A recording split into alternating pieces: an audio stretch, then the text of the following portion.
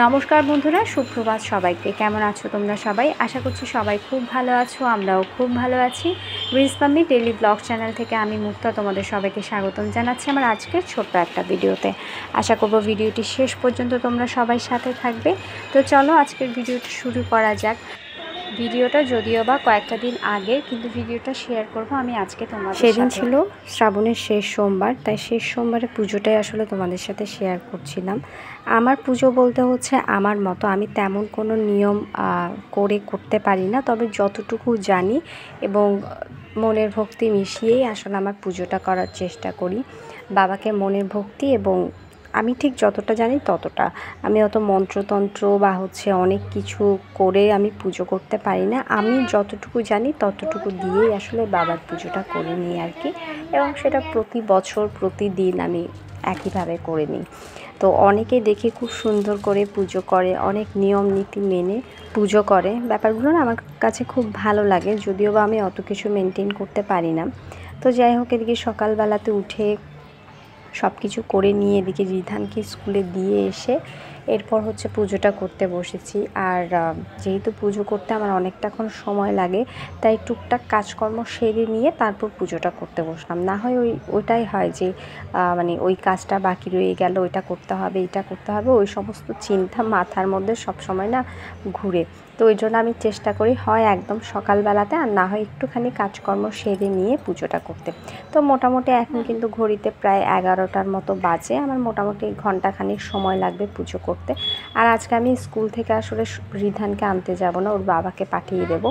তো ওই জন্য আর কি একটু মানে শান্তিভাবে বসে পুজোটা করতে পারছি।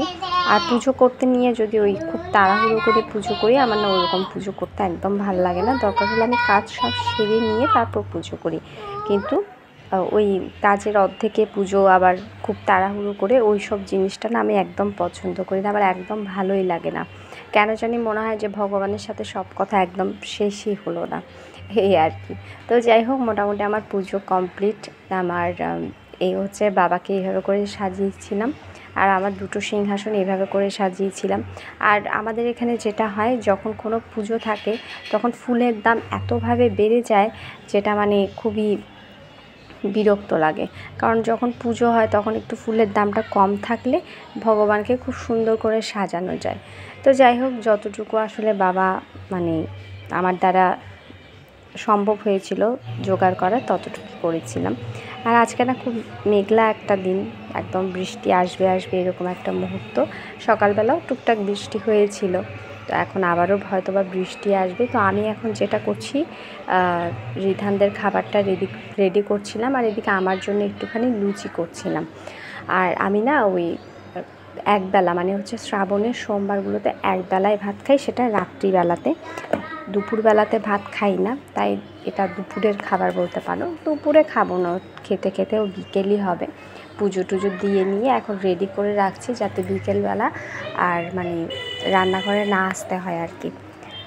ঘরে কোনো পুজো থাকলে আমি সেদিন লুচিটাই করি, কারণ আমার লুচিটাই একটু খেতে ভালো লাগে। ওই সাগু মাখা বা অন্যান্য কিছু তেমন একটা খেতে একদমই পছন্দ করি না। আর আমি লুচিটা মোটামুটি আমার এখানটাতেই মানে করে নিই। এটা আমি পরিষ্কার করে নিয়েছি, কোনো ঝামেলা নেই, চাপ নেই। আর মোটামুটি এই যে আমার লুচিগুলোর অবস্থা ঠিক এইরকম, কয়েকটা ফুলে তো কয়েকটা ফুলে না, কিছু করার নেই। আসলে আমি যেরকম পারি সেরকমই করি, কারণ এর আগে ছিল যে আমার লুচি একদমই সুন্দর হতো না, একদমই ভালো হতো না খেতে। তবে এখন করতে করতে মোটামুটি ভালো হয়। তো আর এই পুজোর দিনগুলোতেই আর কি আমি বিশেষ করে লুচিটা করে থাকি।